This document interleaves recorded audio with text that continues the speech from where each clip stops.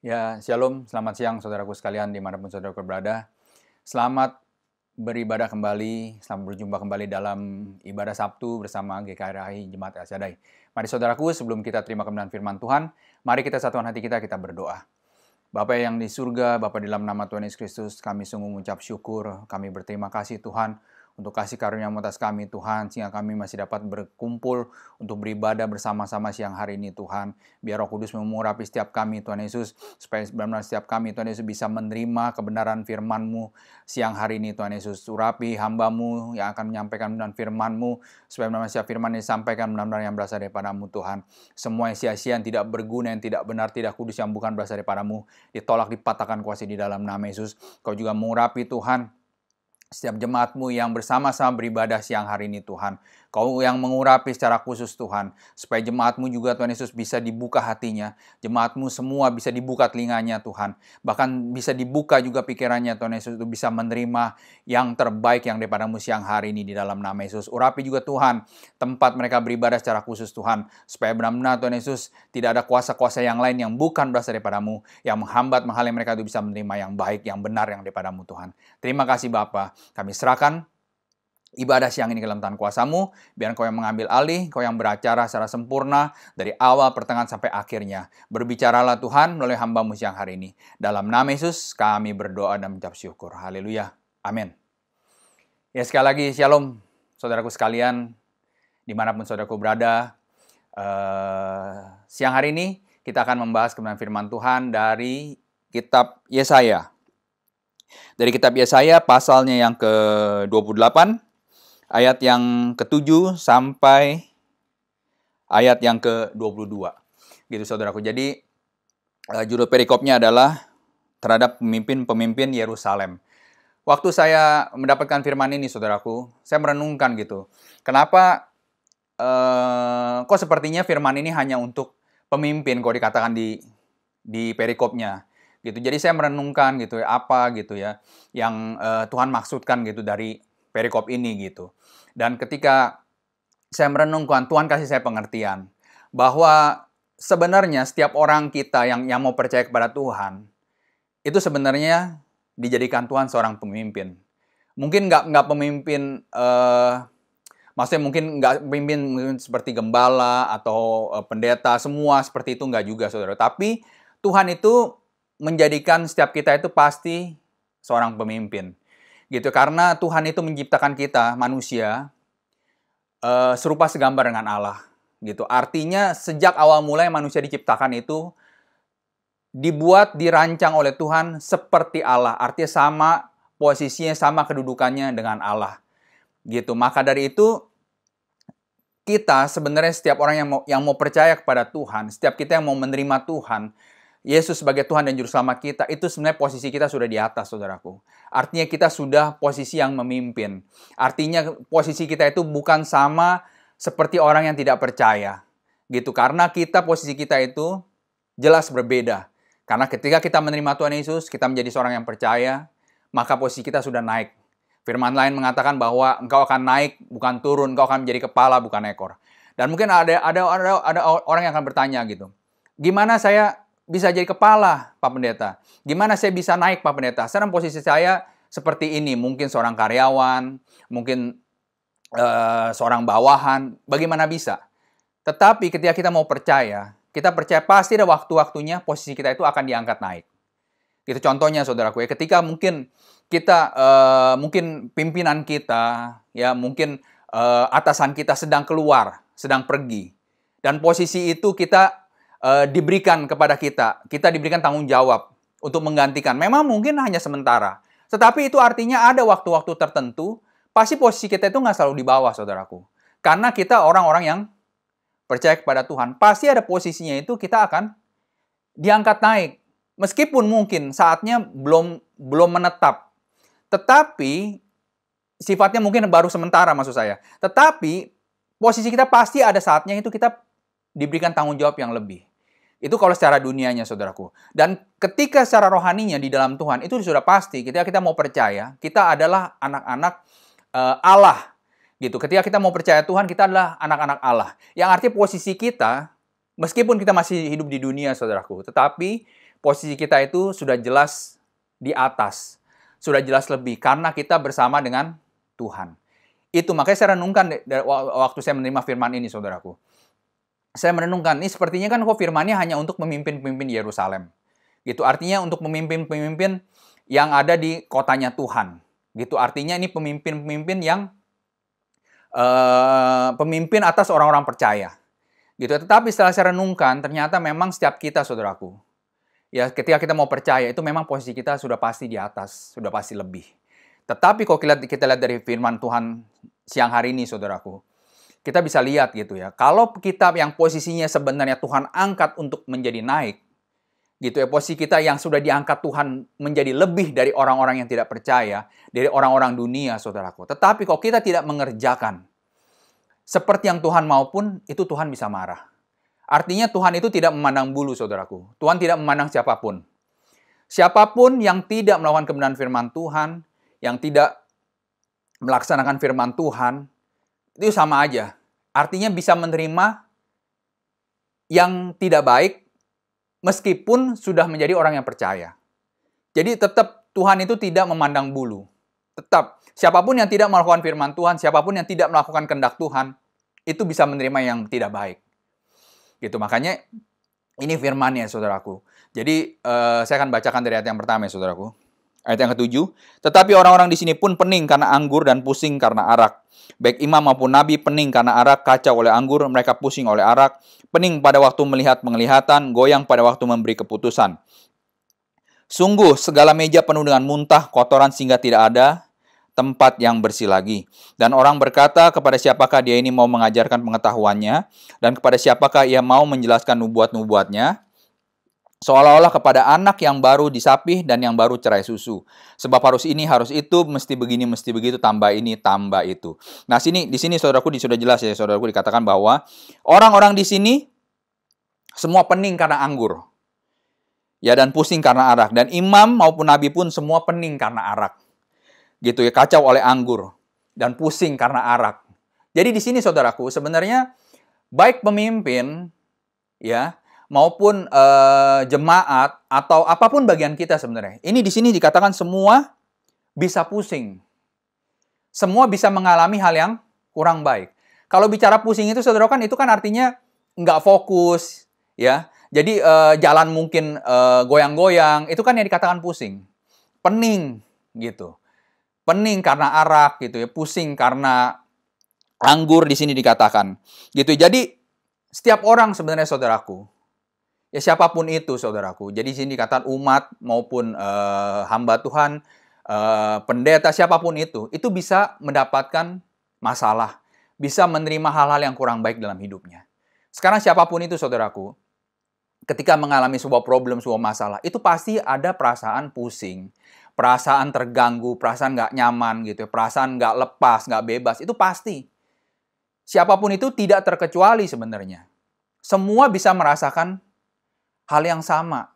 Gitu, ketika kita dilahirkan ke dalam dunia, ya saudaraku, kita semua bisa merasakan hal yang sama.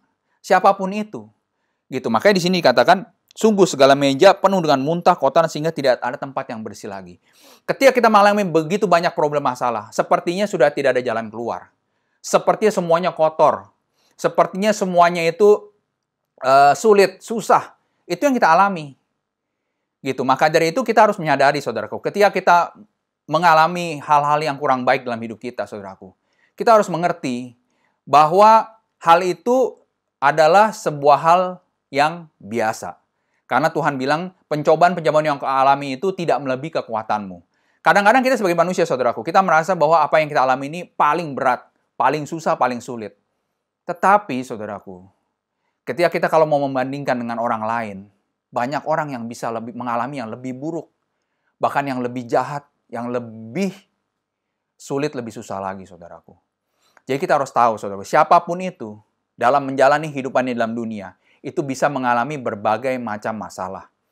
Gitu ya. Jadi kalau lihat yang sini dikatakan di sini ayat 9-nya, dan orang berkata, kepada siapakah dia ini mau mengajarkan pengetahuannya, dan kepada siapakah ia mau menjelaskan nubuat-nubuatnya.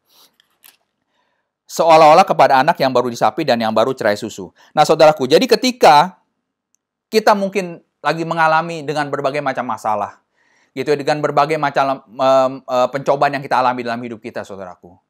Ya, kalau di sini dikatakan kepada siapa gitu. Artinya sebagai pemimpin, artinya sebagai orang percaya. Yaitu ada pertanggungjawab yang harus kita kerjakan, saudaraku. Ya, ada sesuatu yang kita harus kerjakan. Nah, sedangkan terutama ya, saudaraku, terutama kita harus menyampaikan yang pasti kebenaran firman Tuhan. Artinya dalam menjalani hidup kita sebagai orang percaya, saudaraku, hidup kita itu harus bisa dirasakan, harus bisa dilihat, harus bisa diterima oleh orang-orang di sekitar kita itu. Artinya diterima bahwa kita ini adalah orang-orang yang percaya, kita ini orang-orang yang berdasarkan kebenaran firman Tuhan. Gitu. Makanya kalau di sini dikatakan bahwa kepada siapa, gitu, dia harus menjelaskan nubuatan-nubuatannya. Artinya perkataan setiap kita, saudaraku, perbuatan setiap kita itu orang-orang di sekitar kita itu melihat. Orang-orang di sekitar kita itu merasakan. Makanya kalau kita dibilang orang percaya, tetapi kelakuan kita tidak seperti orang yang percaya Tuhan, gitu, kelakuan kita tidak sesuai dengan firman Tuhan, itu orang-orang juga bisa merasakan, saudaraku. Karena itu dikatakan di sini, kepada siapa kita harus menjelaskan itu semua. Gitu. Kalau ini jelas, kalau di sini dikatakan bahwa ini adalah pemimpin-pemimpin di Yerusalem. Makanya dijelaskan di sini kepada siapa dia mau menjelaskan nubuatannya. Kepada siapa dia harus menyampaikan perkataannya.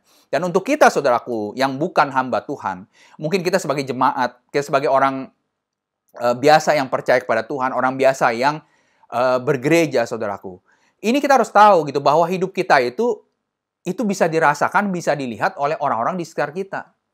Nah, makanya kalau hidup kita belum mencerminkan yang baik, belum mencerminkan firman Tuhan, bagaimana mungkin gitu kita bisa menjadi berkat bagi orang lain. Gitu. Jadi kalau di sini dikatakan itu kalau kita tidak melakukan kebenaran firman Tuhan, itu seperti kita ngomong, seperti kita bicara kepada anak bayi yang baru selesai disapi. Artinya yang baru stop minum susu. Minum susu dari air susu dari ibunya. Itu jadi sama aja, saudaraku, kalau hidup kita nggak jadi berkat, hidup kita itu tidak bisa dirasakan kebaikan kita, hidup kita tidak mencerminkan kebenaran firman Tuhan, itu sama aja, saudaraku, hidup kita itu nggak ada artinya sebenarnya. Jadi kalau kita pun ngomong, kalau kita berbicara, kalaupun kita berbuat, itu seperti kita berbuat kepada anak bayi. Jadi nggak bisa dirasakan sama sekali. Nah, kalau anak bayi kan, saudaraku, anak bayi bisa merasakan apa, saudaraku? Bener nggak? Anak bayi kan belum bisa merasakan terlalu banyak gitu. Gitu kan. Jadi ini yang kita perlu tahu gitu. Jadi kalau hidup kita tidak menjadi berkat, saudaraku, hidup kita tidak bisa dirasakan baik oleh orang-orang di sekitar kita, saudaraku, itu sama aja hidup kita nggak ada artinya. Nggak ada artinya sama sekali gitu. Bayangkan, saudaraku, kalau kita misalkan berbicara dengan anak bayi gitu ya, dengan kalau dikatakan di sini bayi yang baru disapi, berapa bulan itu, saudaraku? Ketika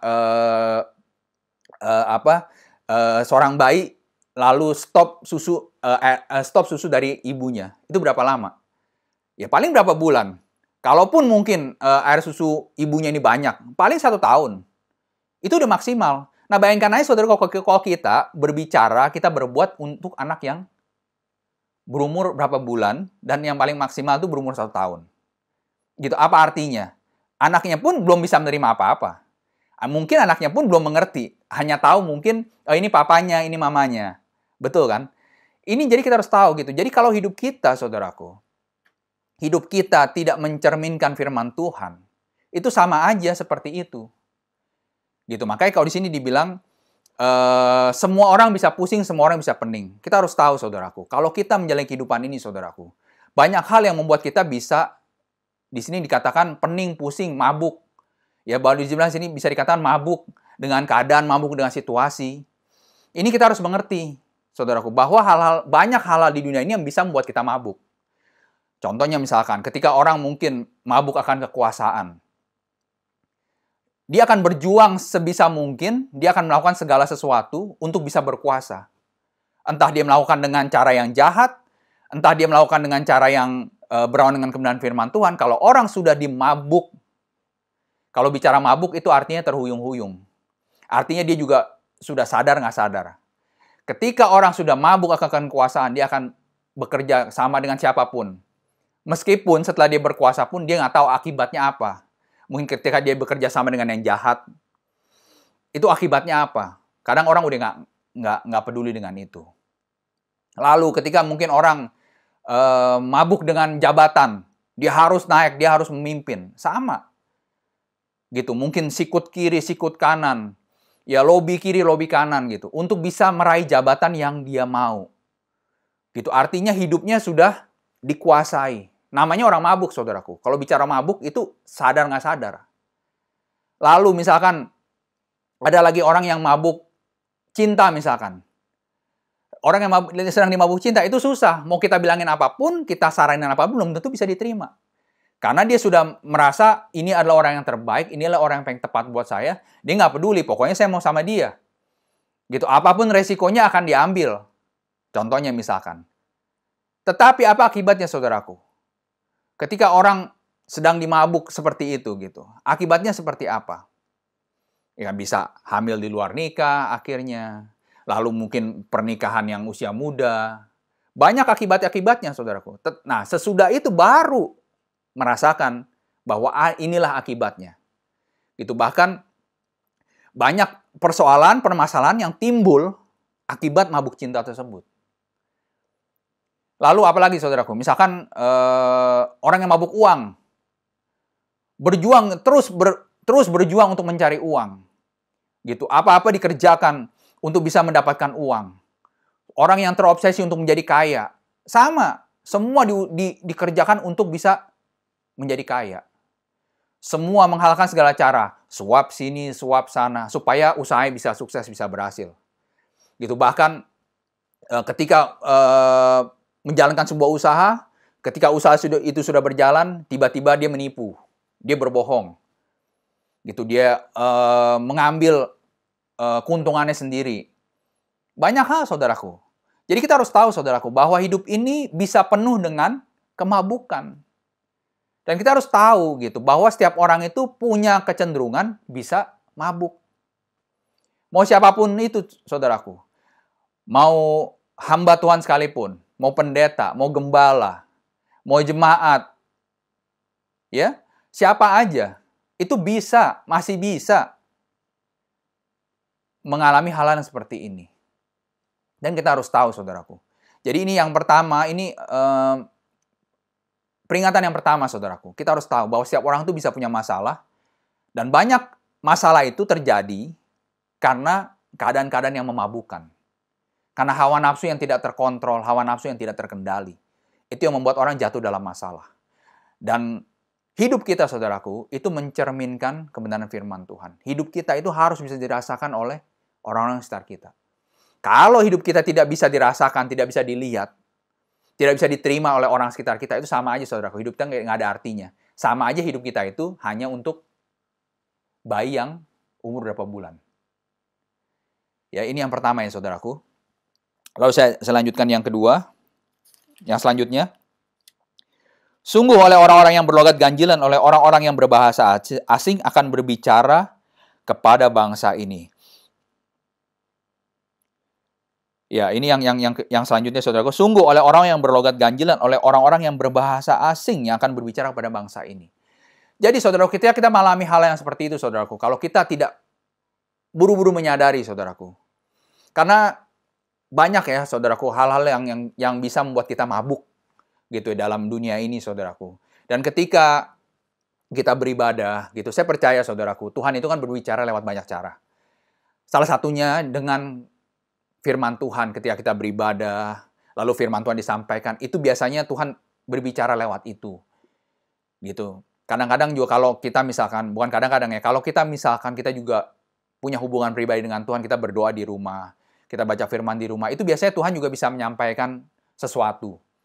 Gitu ya, lewat media-media yang kita terima itu, saudaraku. Tetapi kalau media-media yang Tuhan pakai itu, kita tidak bisa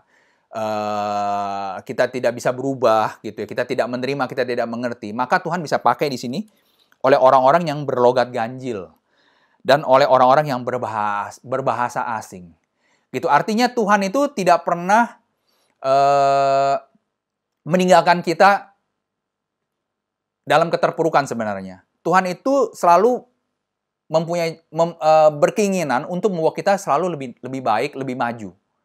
Karena pada dasarnya seperti yang tadi saya sebutkan di awal, bahwa Tuhan menciptakan kita itu segambar serupa dengan Allah. Artinya Tuhan itu mau kita sebagai manusia, itu posisinya itu tinggi, bukan rendah. Tetapi karena segala dosa yang kita lakukan, segala kejahatan yang kita kerjakan, itu yang membuat posisi kita menjadi rendah. Tetapi di sini Tuhan katakan bahwa Tuhan akan memanggil kembali. Tuhan akan berseru gitu untuk menarik kita kembali kepada kebenarannya. Tuhan tidak pernah menginginkan kematian orang fasik, tapi Tuhan menginginkan orang yang bertobat.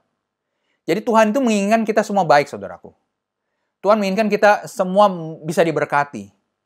Tetapi kalau hal-hal mungkin yang hari-hari kita kerjakan tidak bisa membawa kita berubah menjadi lebih baik, tidak bisa membawa kita kepada pertobatan, maka Tuhan akan memakai orang-orang asing ini, saudaraku. Kadang-kadang Tuhan pakai orang-orang yang mungkin secara kedudukan, secara jabatan itu lebih rendah dari kita. Tetapi itulah yang Tuhan pakai untuk menyadarkan kita, saudaraku. Nah, kalau posisinya seperti itu, saudaraku, kita malu nggak, saudaraku? Malu. Karena kita boleh dibilang kita ditegur, kita dinasihati oleh orang yang secara status lebih rendah. Ya, mungkin pendidikannya jauh lebih rendah. Gitu ya, statusnya lebih rendah, jabatannya lebih rendah. Ya, tapi kita harus tahu gitu, bahwa Tuhan itu bisa memakai segala cara untuk memanggil kita. Maka itu kita harus menyadari itu. Gitu. Jadi kalau misalnya kita beribadah, lalu kita berdoa ya saudaraku, ya kalau kita datang ke gereja, kita mendengar kebenaran firman Tuhan, itu kita harus benar-benar membuka hati kita, saudaraku. Buka hati kita seluas-luasnya, buka hati kita selebar-lebarnya, supaya benar-benar apa yang disampaikan itu kita bisa terima. Lalu lewat penerimaan kebenaran firman Tuhan itulah hidup kita diubahkan. Hidup kita terus dibaharui hari demi hari. Gitu, itu yang kita harus sadari. Jangan kita datang ke gereja itu cuma sekedar, ya ini karena saya orang Kristen, saya harus ke gereja. Gitu ya, saya punya kewajiban, saya harus ke gereja. Lalu kita bergereja, kita datang, kita nyanyi, pujian, lalu kita mendengarkan firman Tuhan, langsung pulang. Apa yang kita dapat dari ibadah itu, apa yang kita dapat ketika kita beribadah, nggak sama sekali. Kita datang dalam keadaan yang mungkin sakit, kita datang dalam keadaan yang sulit, kita datang dalam keadaan yang susah, kita datang dalam keadaan sedih, menderita, dan pulang pun sama seperti itu. Nggak ada perubahan sama sekali. Gitu. Apa untungnya sekarang kalau kita bergereja? Kan cuma capek-capekan aja. Gitu. Tapi kalau kita mau membuka hati kita, saudaraku, itu Tuhan pasti berbicara. Dan kadang Tuhan pakai orang-orang yang rendah secara status. Orang pakai mungkin yang lebih sulit keadaannya. Tapi itu yang Tuhan pakai untuk memperingati kita. Gitu, membuat kita menyadari. Gitu kan. Tapi kalau kita tidak membuka hati, saudaraku, ketika mungkin kita dinasihati, kita mungkin ditegur, malah membuat kita juga semakin marah. Kita bisa emosi. Kita tersinggung. Kamu siapa negur-negur saya? Kamu siapa memberitahu saya? Kita bisa begitu. Padahal itu adalah orang-orang yang Tuhan pakai. Karena kita tidak berubah. Kita, istilahnya Tuhan berbicara lewat hamba Tuhan, Tuhan berbicara lewat firman-Nya, Tuhan berbicara pada saat beribadah, kita nggak berubah. Akhirnya Tuhan pakai orang yang rendah, secara status, gitu, secara jabatan, lebih rendah. Tetapi belum tentu juga bisa terima, malah bisa semakin marah. Ketika kita mengalami hal itu, saudaraku, hidup kita tidak akan berubah. Hidup kita akan menjadi lebih terpuruk, hidup kita menjadi tidak lebih baik. Karena di ayat selanjutnya ini dikatakan bahwa, ayat 12, dia yang telah berfirman kepada mereka, inilah tempat perhentian, berilah perhentian kepada mereka yang lelah. Inilah tempat peristirahatan, tapi mereka tidak mau mendengarkan. Ya, maka mereka akan mendengarkan firman Tuhan yang begini, harus ini, harus itu, mesti begini, mesti begitu, tambah ini, tambah itu, supaya dalam berjalan mereka jatuh terlentang, sehingga luka, tertangkap, dan tertawan. Di sini padahal dia selanjutnya dikatakan bahwa dia yang telah berfirman pada mereka, inilah tempat perhentian. Itu artinya ini dia huruf besar, ya saudara. Artinya Tuhan yang telah berfirman, artinya Tuhan yang telah berbicara. Inilah tempat perhentian. Artinya Tuhan mengerti segala kelelahan kita. Kalau kita ini dibilang di tempat peristirahatan, artinya kita lelah dong, makanya kita beristirahat. Kita berhenti. Arti tandanya kita lelah, kita capek. Dan Tuhan mengetahui ini semua, saudaraku. Makanya di sini katakan dia yang telah berfirman kepada mereka. Artinya Tuhan mengerti, sangat mengerti keadaan kita pribadi lepas pribadi. Makanya di sini dikatakan Tuhan memberikan kita tempat perhentian, Tuhan memberikan kita tempat peristirahatan. Dan orang yang tadi Tuhan pakai, yang secara status, secara jabatan mungkin, secara keadaan lebih rendah dari kita, saudaraku, itu tuh yang Tuhan pakai. Tetapi kalau kita tidak mau mendengarkan Tuhan berbicara lewat orang-orang tersebut yang ganjil bahasanya, gitu, yang logatnya asing, maka kita tidak bisa mendapatkan hal yang baik, hidup kita tidak akan berubah, bahkan hidup kita bisa lebih terpuruk. Contohnya, saudaraku, kita mungkin berjalan ya, saudaraku. Kita berjalan. Mungkin kita mengendarai mobil ya, saudaraku. Kita naik mobil, kita naik bis. Kita berjalan jauh. Lalu di situ ada banyak di jalan tol kan banyak ya. Tempat perhentian, tempat peristirahatan. Ketika tempat itu disediakan, saudaraku. Kita sudah capek, kita sudah lelah, tapi kita tidak mau mampir, kita tidak mau berhenti, kita tidak mau beristirahat. Lalu kita jalan terus. Akibatnya apa, saudaraku? Akibatnya apa? Kita capek, lelah, kita ngantuk, kita nggak mau berhenti, kita nggak mau istirahat. Yang terjadi apa? Kecelakaan. Sama juga, saudaraku, dengan kehidupan kita. Ketika Tuhan memakai orang-orang yang ada di sekitar kita, saudaraku, mungkin yang secara keadaan semua itu tadi lebih rendah tadi yang saya katakan. Dan ternyata itulah tempat peristirahatan yang Tuhan pakai untuk setiap kita, saudaraku. Dan kita nggak mau beristirahat, kita tidak mau berhenti. Apa yang terjadi, saudaraku? Kecelakaan. Jadi, kalau Tuhan berbicara, saudaraku, Tuhan itu sebenarnya 100%, bahkan lebih. Dia bisa mengerti seluruh kehidupan kita. Bahkan isi hati kita sendiri yang paling dalam sekalipun, itu Tuhan yang tahu. Kadang-kadang kita sebagai manusia, kita juga nggak tahu loh. Sebenarnya hati kita ini maunya seperti apa. Kita belum tahu, saudaraku. Tetapi Tuhan tuh paling mengerti, paling tahu sebenarnya. Jadi kalau Tuhan berfirman di sini dikatakan bahwa inilah tempat peristirahatan kamu, kita harusnya berhenti. Jadi ketika kita mendengarkan kebenaran firman Tuhan, kita membuka hati, itulah tempat perhentian kita sebenarnya. Itulah tempat peristirahatan kita. Tuhan bilang, kamu udah capek anakku. Kamu sudah lelah anakku. Itu yang Tuhan katakan. Karena itu berhentilah. Buka hatimu, beristirahatlah. Artinya di sini beristirahat dalam kebenaran. Gitu. Jadi ketika kita beribadah, ketika kita berdoa, itu sama aja kita sebenarnya sedang beristirahat di peristirahatannya Tuhan. Karena kita sebagai manusia, saudaraku, kita tanpa Tuhan, kita sulit menghadapi keadaan dunia ini, saudaraku. Kita pasti suntuk, kita pasti jenuh, kita pasti bosan, kita bahkan bisa stres, depresi menghadapi keadaan dunia. Kita menghadapi anak sudah bisa stres, kita menghadapi usaha bisa stres, kita menghadapi pelayanan bisa stres, kita menghadapi jemaat stres. Semua itu membuat kita stres, saudaraku. Tetapi Tuhan katakan di sini apa? Dia kasih tempat peristirahatan untuk setiap kita. Gitu. Makanya ketika kita beristirahat, buka hati kita. Jangan cuma beristirahat aja.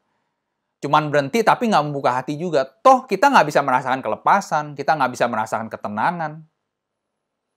Istilahnya kalau kita isi bensin, kan dicas. Kalau kita mungkin makan, kita istirahat, itu kan energi kita dicas kembali. Itu yang membuat kita itu bisa kembali sehat, kembali segar, kembali bangkit untuk bisa menghadapi.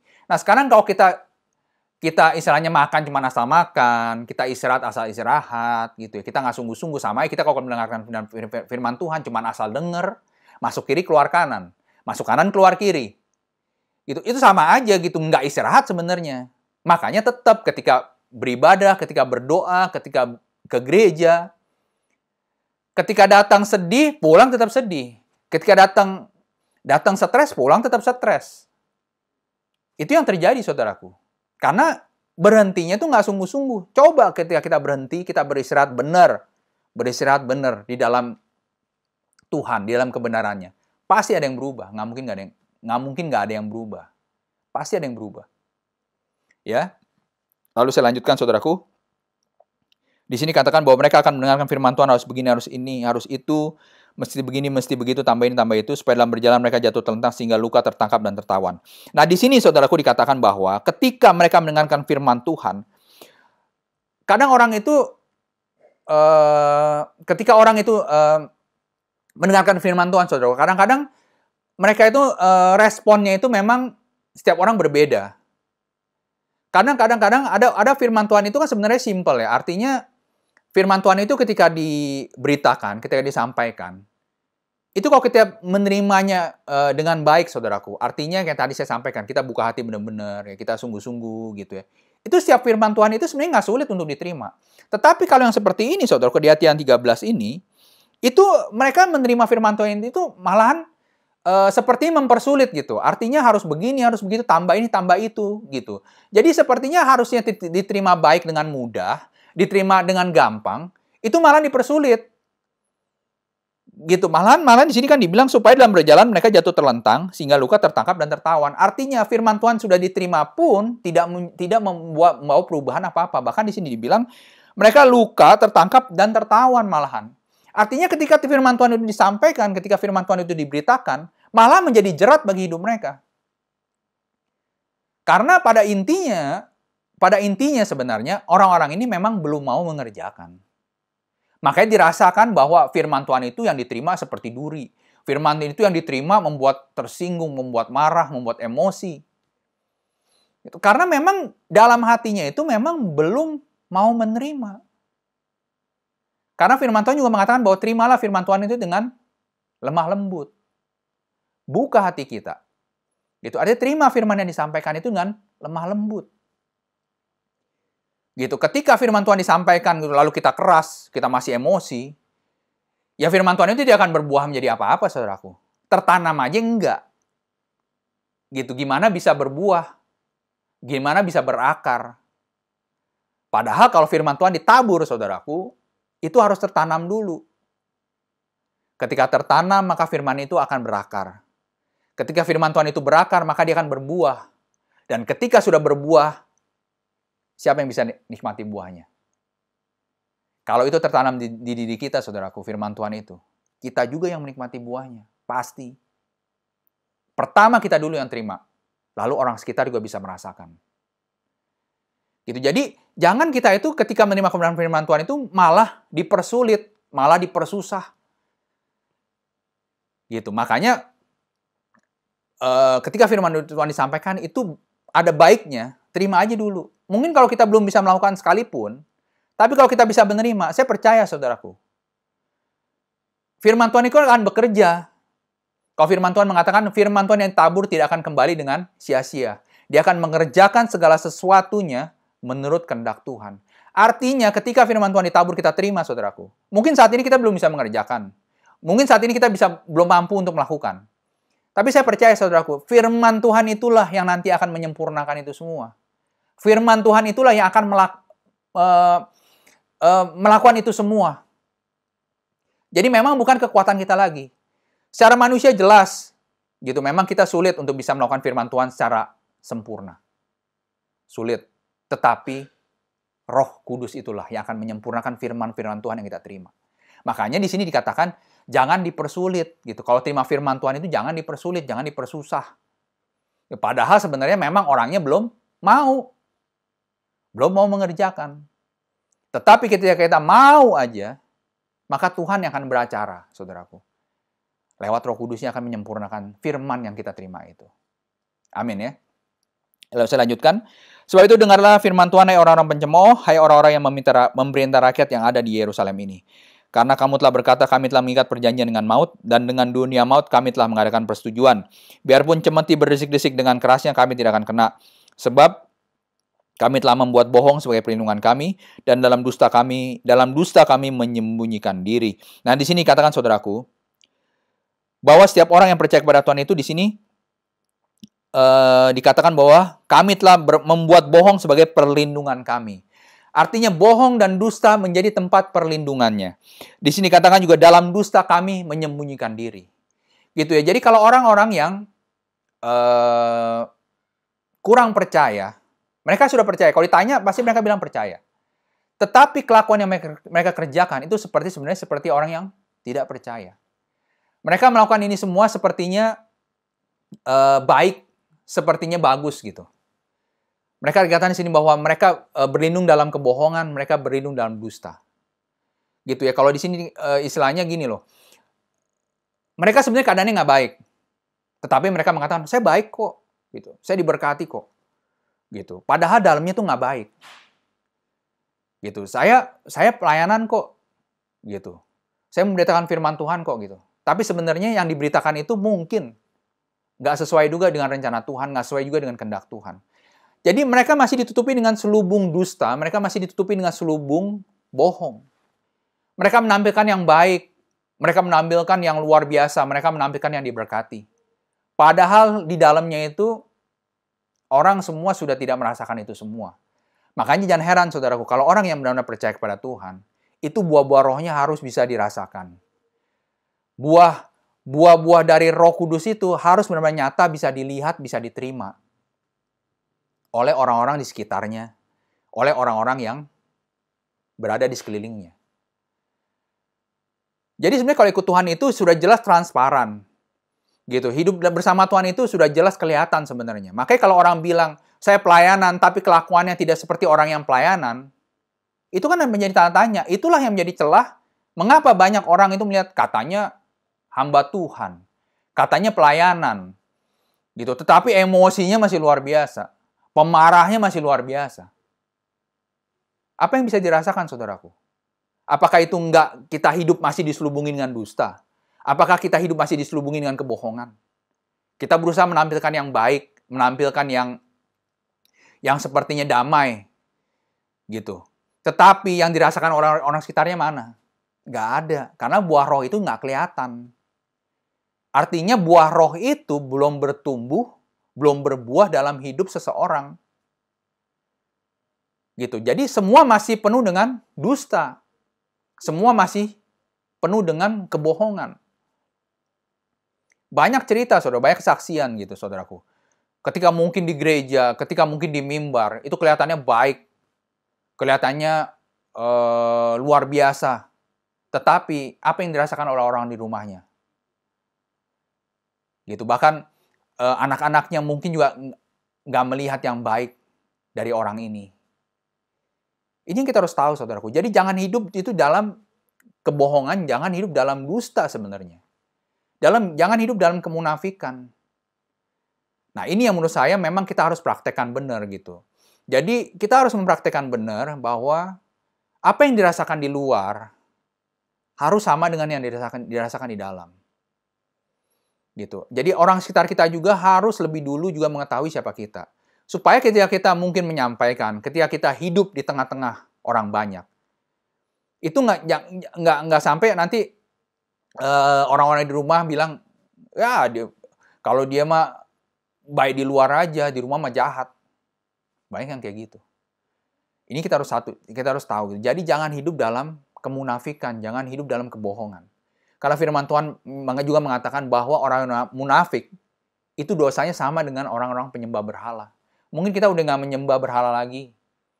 Gitu, kita sudah percaya Tuhan, kita sudah hidup dalam firman. Tetapi kalau masih ada topeng-topeng yang menyelubungi hidup kita, saudaraku, itu sama aja dosanya. Artinya hidup kita belum jadi berkat. Buah-buah roh itu belum bisa dirasakan oleh orang-orang di sekitar kita. Dan kalau menurut saya yang terpenting jelas, buah roh itu harus dirasakan oleh orang-orang terdekat kita lebih dulu. Kalau firman Tuhan mengatakan bahwa kita menyampaikan Injil di Yudea, lalu di Samaria, baru di seluruh bumi. Artinya orang sekitar kita dulu, saudaraku, yang harus bisa merasakan perubahan ketika kita mengikuti Tuhan. Orang-orang sekitar kita, saudara, harus bisa merasakan ketika kita bertobat. Pertobatan itulah yang harus dirasakan orang sekitar kita dulu.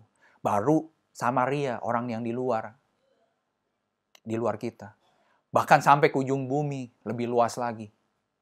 Itu harus seperti itu. Jadi kita nggak boleh hidup dalam kemunafikan, hidup dalam kebohongan, hidup menampilkan yang baik luarnya, padahal dalamnya rusak.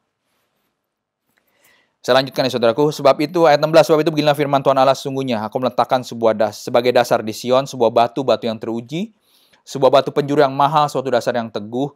Siapa yang percaya tidak akan gelisah. Nah, sini dikatakan bahwa saudaraku, Tuhan meletakkan dasar di Sion, sebuah batu yang teruji, sebuah batu penjuru yang mahal, suatu dasar yang teguh. Jadi ketika Yesaya mengatakan seperti ini, saudaraku. Ini jauh sebelum Yesus lahir. Artinya, sejak dulu, itu Tuhan Bapa telah menetapkan sebuah dasar di Sion.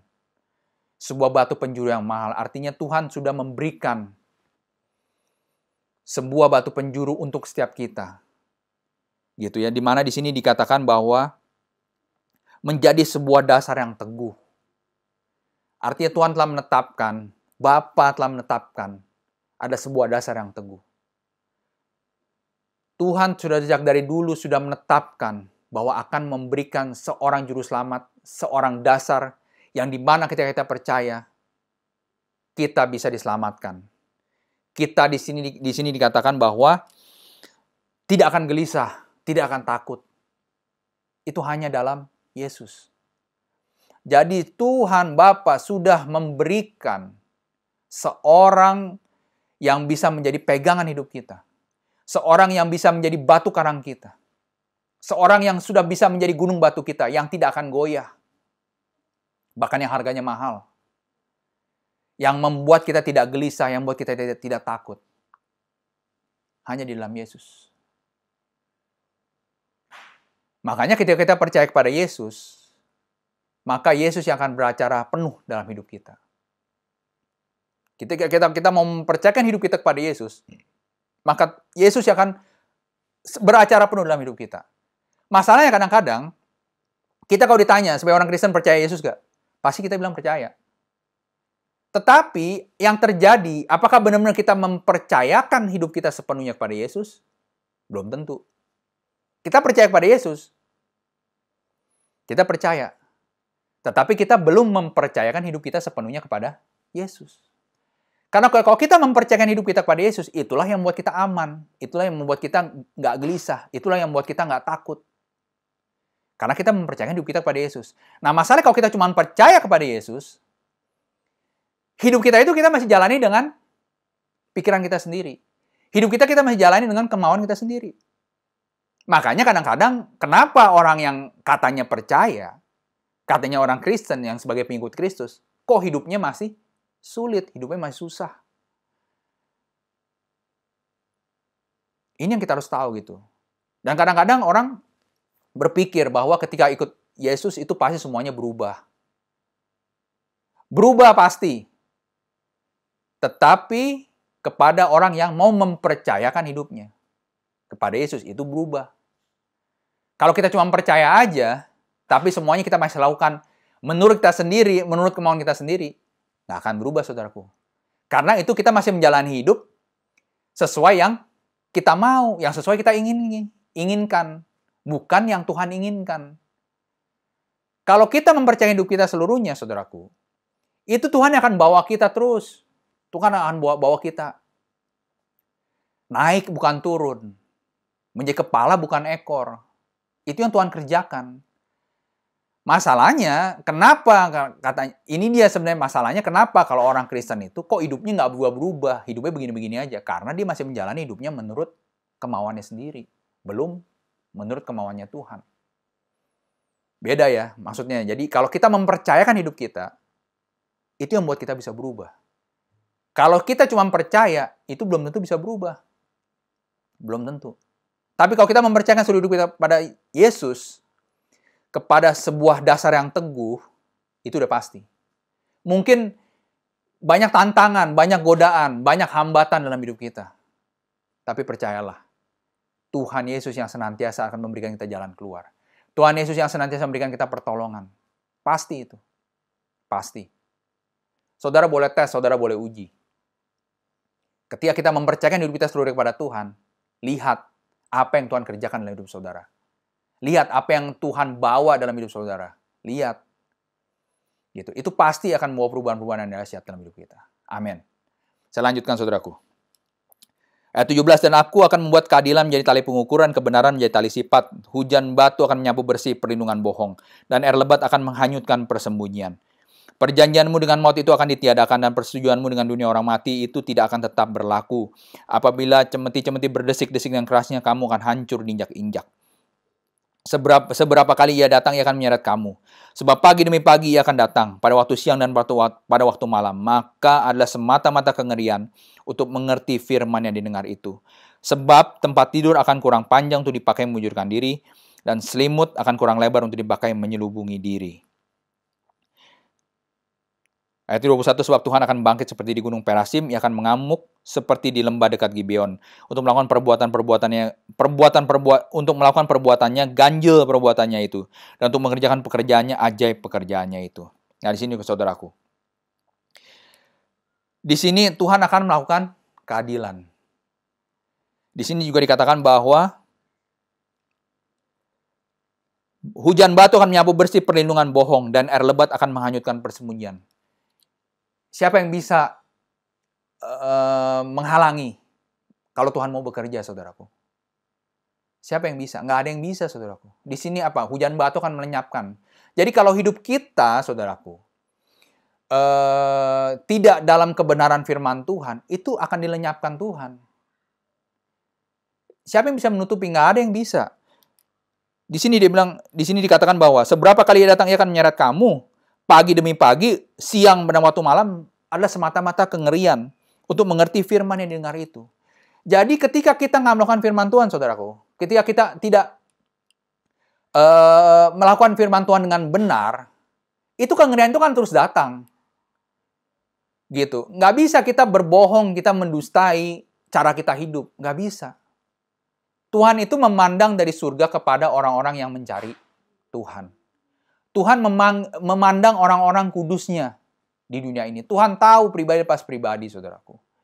Jadi hidup bersama Tuhan itu kita nggak bisa bohong gitu. Kita nggak bisa dusta. Nggak bisa yang kita tutup-tutupi. Gitu. Kalau hidup kita nggak benar di hadapan Tuhan, kalau hidup kita dalam dusta, saudaraku, itu tetap aja pada waktu Tuhan, itu tetap aja akan dilenyapkan, akan dihanyutkan. Gitu. Nggak ada yang bisa menyembunyikan sama sekali gitu kan. Di sini dikatakan juga kan, cemeti berdesik-desik dengan kerasnya, kamu akan hancur injak-injak. Jadi pada waktu Tuhan datang, saudaraku, pada waktu Tuhan beracara, saudaraku, itu kelihatan siapa yang di dalam Tuhan, siapa yang di luar Tuhan. Siapa yang melakukan firman Tuhan, siapa yang tidak melakukan firman Tuhan, itu semua kelihatan. Makanya kita hidup bersama Tuhan itu transparan. Transparan bener gitu. Nggak ada yang bisa ditutup-tutupin. Gitu. Jadi kadang-kadang kalau kita mungkin kita mengatakan bahwa saya hidup dalam Tuhan kok, gitu. Saya hidup dalam firman Tuhan kok. Sepertinya memang saya melayani gitu. Saya posisinya itu seperti seorang hamba Tuhan gitu ya. Dan yang dari luarnya memang kelihatannya seperti itu. Tapi kok di luarnya gitu, hidupnya tidak seperti itu. Ya bahkan kadang-kadang banyak hal gitu ya. Seperti dalam gereja yang sama, seperti dalam ibadah yang sama gitu. Tetapi sebenarnya sudah tidak ada dalam persekutuan tersebut. Sudah tidak ada dalam ibadah tersebut. Gitu, karena di dalam gereja sih sepertinya baik, gitu, tapi kok di luar itu ngomongnya jahat. Gitu, bahkan memutarbalikkan pembicaraan gitu. Malahan berbicara yang jahat tentang gereja. Itu sama aja, saudaraku. Itu sama aja dengan orang fasik. Artinya orang yang masih diselubungi oleh dusta. Makanya kan di sini dibilang kan, hujan batu akan melenyapkan, hujan batu akan menyapu bersih perlindungan bohong. Jadi saudaraku, kalau kita masih hidup dalam dusta, gitu ya, itu akan dilenyapkan oleh hujan batu. Gitu. Mau bersembunyi di mana? Kalau di sini katakan juga air lebat akan menghanyutkan persembunyian. Kamu mau bersembunyi di mana kalau Tuhan sudah beracara? Gitu. Boleh, mungkin saat ini masih bisa, gitu, istilahnya mengatakan hal-hal yang nggak baik gitu. Gitu, maka bisa mengatakan hal-hal yang jahat, gitu ya. Bahkan cenderung menghakimi bisa aja, ngomong sekarang bisa. Tapi Tuhan akan di sini bilang, di sini dikatakan bahwa Tuhan akan menjadi pengadil yang pasti. Nih, di sini kan ayat 17, aku akan membuat keadilan menjadi tali pengukur. Jadi Tuhan itu mengukur, saudaraku. Gitu, kalau sudah bicara diukur, bisa nggak lolos? Tuhan akan buat keadilan dengan tali pengukur. Artinya keadilan itu akan terjadi sesuai dengan ukuran yang kamu buat. Sesuai dengan ukuran yang saya buat. Sesuai dengan ukuran yang kita buat. Bisa nggak melawan Tuhan? Nggak bisa, saudaraku. Apa yang ditutup-tutupi? Ya mungkin saudaraku bisa bilang, saat ini enggak gini, tapi di luar iya misalkan. Atau dalam gereja ngomongnya seperti ini, di luar ngomongnya seperti apa. Gitu. Jadi banyak hal yang membuat orang itu berkata yang bertolak belakang dengan keadaan yang sebenarnya. Ya mungkin sekarang masih bisa berkata seperti itu. Karena belum waktu Tuhan. Tapi kalau waktu Tuhan datang, semua bisa dilenyapkan Tuhan. Pasti bisa menerima akibat dari dosa-dosa yang dikerjakan. Karena kadang-kadang, saudaraku, kita harus tahu, saudaraku, kadang-kadang kita ngomong baik aja, saudaraku. Kita bicara yang baik aja. Itu orang bisa terima nggak baik. Apalagi kalau kita bicara yang nggak baik. Dan kalau itu bisa mempengaruhi orang-orang, saudaraku, itu saudaraku harus tahu, istilahnya, kalau orang ini,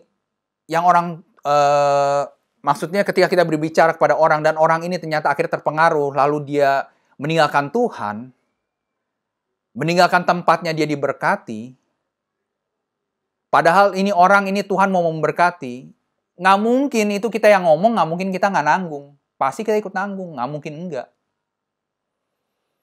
Karena itu mempengaruhi orang. Orang yang tadinya mau diubahkan Tuhan, orang yang tadi mau diberkati, terpengaruh oleh omongan kita. Lalu keluar, meninggalkan tempat di mana dia diberkati. Kita harus tahu, saudaraku. Dan itu kita memang harus menyadari, saudaraku, bahwa hari-hari ini, perkataan-perkataan simpel apapun, itu bisa diubah, bisa diputer oleh banyak orang, sehingga menjadi nggak baik. Itu kita harus tahu, gitu. Saat ini betapa media sosial begitu mudahnya, media sosial begitu gampang dibuat, gitu. Jadi banyak kejadian-kejadian itu yang sebenarnya belum tentu benar, tetapi karena dilakukan terus-menerus, akhirnya sepertinya benar. Dan kalau memang seperti itu, saudaraku, itu Tuhan akan membuat keadilan. Gitu. Memang mungkin kita belum merasakan saat ini, tapi pada waktunya itu pasti Tuhan akan beracara kok. Di sini dikatakan Tuhan akan buat keadilan sebagai nyali buat keadilan menjadi tali pengukur dan kebenaran menjadi tali sifat. Nggak mungkin nggak ada waktunya, pasti ada waktunya. Ya, jadi siapapun itu, saudaraku, mau hamba Tuhan, mau gembala, mau pendeta, mau jemaat sekalipun, ya mau orang awam sekalipun, Tuhan nggak pandang bulu. Kalau kita tidak hidup dalam kebenaran, kita tidak hidup dengan sesuai firman Tuhan, maka itu kita udah pasti menerima hukumannya. Karena firman Tuhan mengatakan kalau orang yang tahu firman Tuhan akan dihakimi sesuai dengan firman Tuhan. Tapi orang yang tidak mengenal firman Tuhan, orang yang tidak tahu firman Tuhan, akan dihakimi juga sesuai dengan ketidaktahuannya juga sama. Jadi Tuhan itu adil, saudaraku. Tuhan tidak pandang bulu.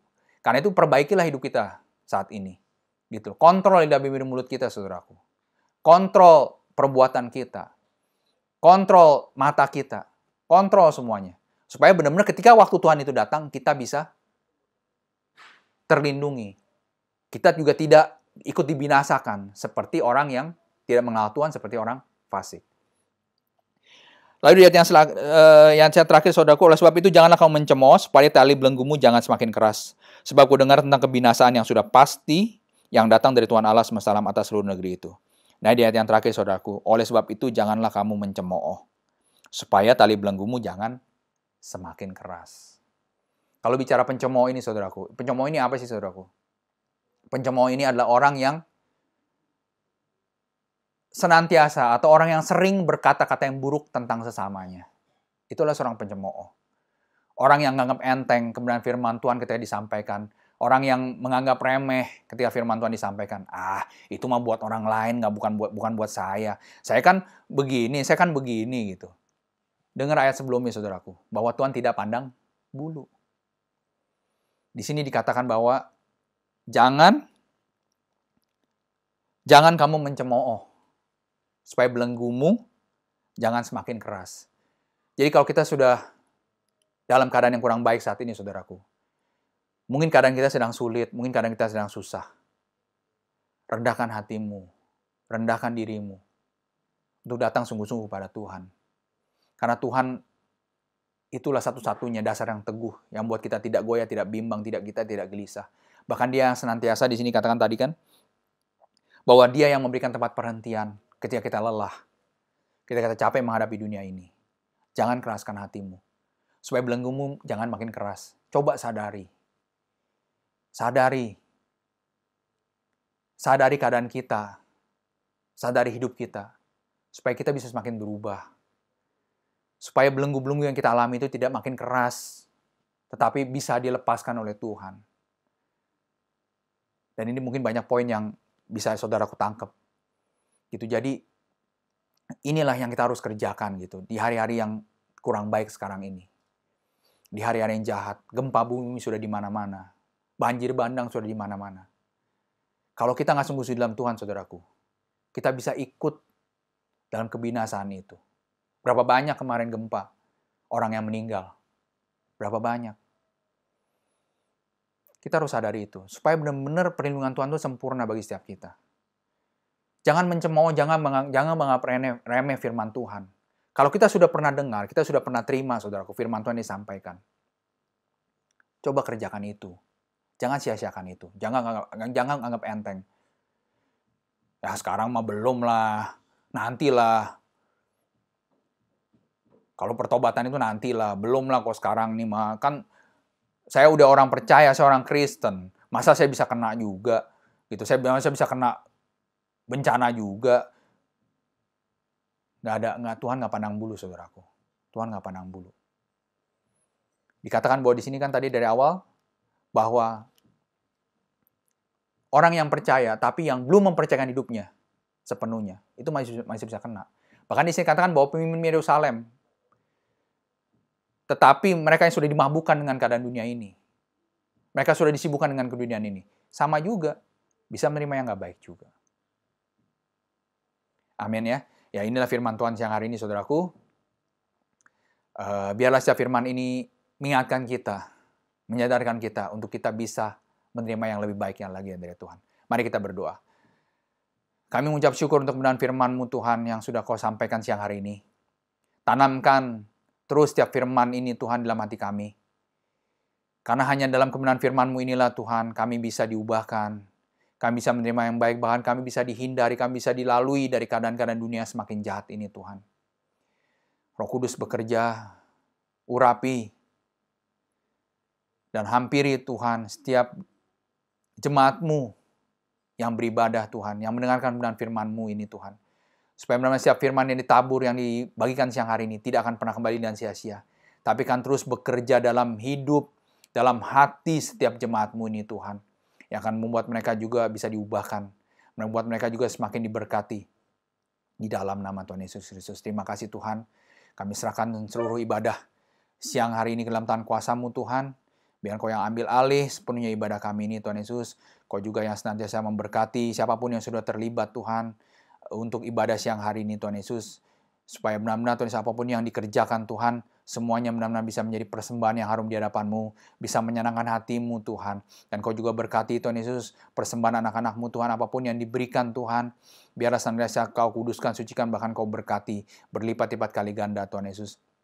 Supaya benar-benar Tuhan Yesus persembahan ini dapat digunakan, dapat dipakai Tuhan Yesus untuk memperluas, memperlebar kerajaan-Mu di muka bumi ini. Kau berkati tangan-tangan yang sudah memberi Tuhan, Kau berkati berlipat-lipat kali ganda. Untuk mereka yang belum bisa memberi Tuhan, biarlah benar-benar lawatan-Mu turun Tuhan Yesus sampai mereka bisa memberi di dalam nama Tuhan Yesus Kristus. Terima kasih Tuhan.